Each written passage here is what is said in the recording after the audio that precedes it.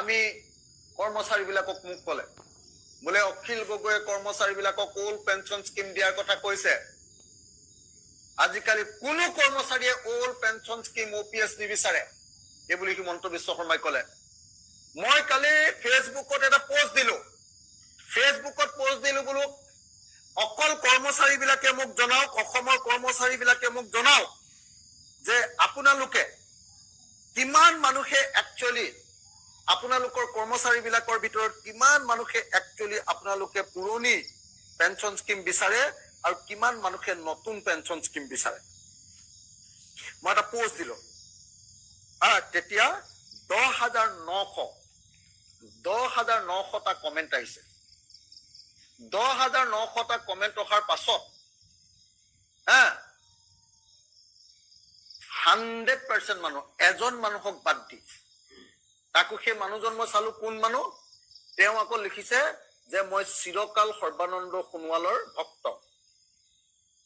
ডিব্ৰুগড় বিজেপিৰ কিবা এটা ডিপাৰ্টমেন্টৰ তেওঁ হেড সেই মানুহজনৰ বাহিৰে তেওঁ কৰ্মচাৰী হয় নে নহয় মই নাজানো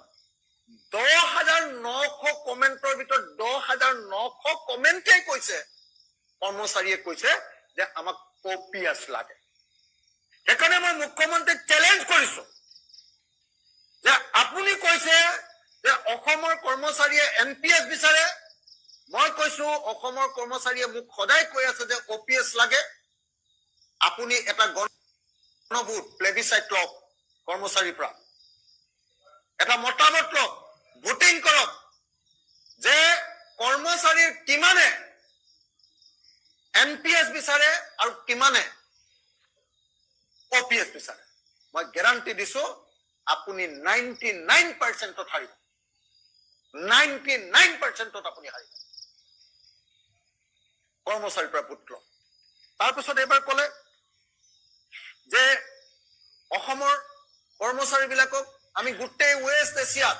হুলস্থুল হৈ আছে ইমান অৱস্থা বেয়া যুদ্ধ হৈছে তাৰ মাজতো আমি দিয়ে দিছো ডিএলএছ এলাউন্স দিছো মৰগীয়া বানচ দিছো আমাৰ কিমান ডাঙৰ কেপাসিটি তাৰপাছত মই সব কৰ্মচাৰীবিলাকক সুধিলো বিত্ত বিভাগৰ মানুহক সুধিলো সবে ক'লে যে ইতিহাসত প্ৰথমবাৰৰ কাৰণে জানুৱাৰী মাহৰ পৰা ডিএলএম এলাউন্স সদায় দিয়ে ইতিহাসত প্ৰথমবাৰৰ কাৰণে এবাৰ জুন মাহৰ পৰা দিছে জানুৱাৰী ফেব্ৰুৱাৰী মাৰ্চ এপ্ৰিল মে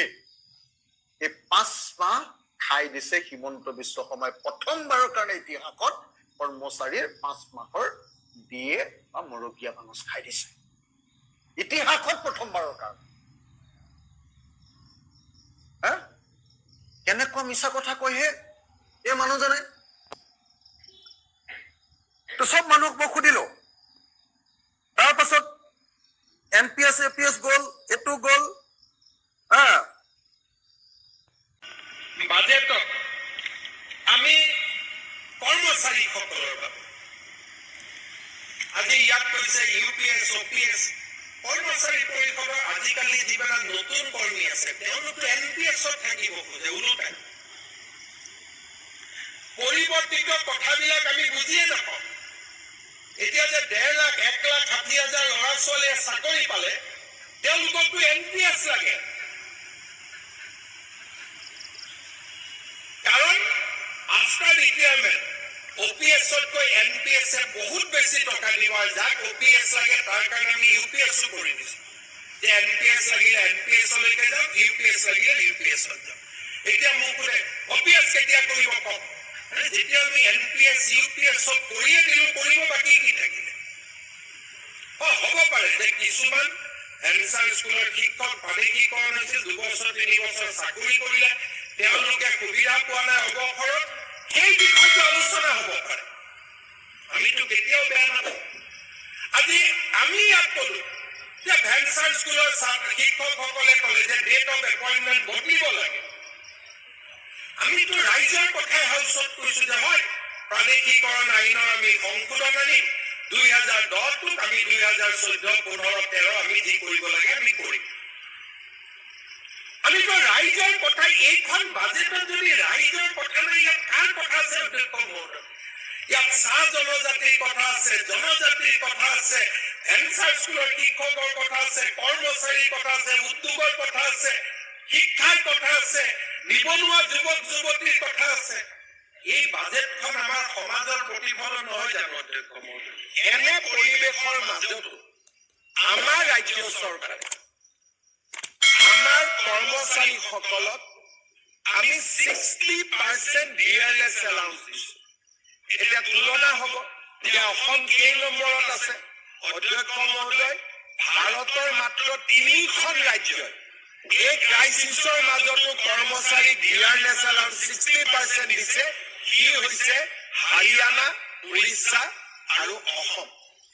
অধ্যক্ষ মহোদয়, হয়তো আৰু দুখন এখন ৰাজ্যও দিব পাৰে মোৰ ডেটাৰ কৰিও, কিন্তু মেজৰিটি অফ ষ্টেট আজি কোনেও সাহস কৰা নাই। তাৰ মাজত আজি আমি চৰকাৰী কৰ্মচাৰী আপ টু ডেট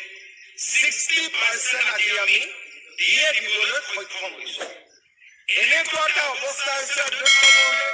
যদি 2 মাহ 3 মাহ দিয়েতো দেৰি হৈছে, আমাৰ কৰ্মচাৰী পৰিষদে তাতো আহি আপত্তি কৰে। কিন্তু অধ্যক্ষ মহোদয়, মই বুজি পাওঁ যে যিটো সময়ত পশ্চিমবংগৰ দৰে, যিটো সময়ত ডাঙৰ ডাঙৰ ৰাজ্যবিলাকে আমাক দিয়ে দিব পৰা নাই, সেই সময়ত ৰাজ্য চৰকাৰে আমাৰ চৰকাৰী কৰ্মচাৰীসকলকো ন্যায় প্ৰদান কৰাৰ ক্ষেত্ৰত আমি কেতিয়াও পিছ হুহুকি অহা নাই। আমি এটা পজিটিভিটি ক্ৰিয়েট কৰিম। যোৱা 5 বছৰত আমাৰ ৰাজ্যখনৰ চাৰিওফালে আমি এটা ইতিবাচক পৰিৱেশ সৃষ্টি কৰাৰ বাবে আমি কাম কৰিছো। আজি অধ্যক্ষ মহোদয়, আমাৰ চৰকাৰক কেতিয়াবা কেতিয়াবা অভিযুক্ত কৰা হয় যে ৰাজহুৱা শিক্ষা ব্যৱস্থা আপোনালোকে শক্তিশালী কৰা নাই। অধ্যক্ষ মহোদয়, অসমৰ দৰে এখন দুখীয়া ৰাজ্যত যোৱা 5 বছৰত আমি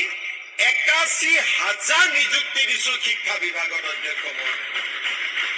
তাতকৈ কৰাৰ বাবে আমাৰ সামৰ্থ্য ক'ত? পেট্ৰলৰ ওপৰত আমি এটকা বেছি ল'ব নোৱাৰো। আমি কোনো সামগ্ৰীৰ ওপৰত যোৱা 10টা বছৰত এটা টকাৰ অতিৰিক্ত আমি টকা ল'ব নোৱাৰো। বিৰোধী পক্ষই কৈছে আপোনালোকৰ বাজেটখন বঢ়া কিয় নাই? ডেফিনেটলি অধ্যক্ষ মহোদয়, বাজেট বাঢ়িব, কিন্তু বাজেট বাঢ়িবৰ কাৰণে আমাক গ্ৰোথ লাগিব। গ্ৰোথ কেতিয়া আহিব? যেতিয়া আমি ৰাজ্যখনত উদ্যোগীকৰণ আনিব পাৰিম, আমাৰ ৰাজ্যত কৃষিত পৰিৱৰ্তন আনিব পাৰিম,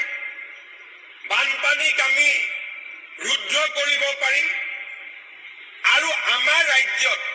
শিক্ষাক আমি আধুনিকৰণ কৰিব পাৰিম।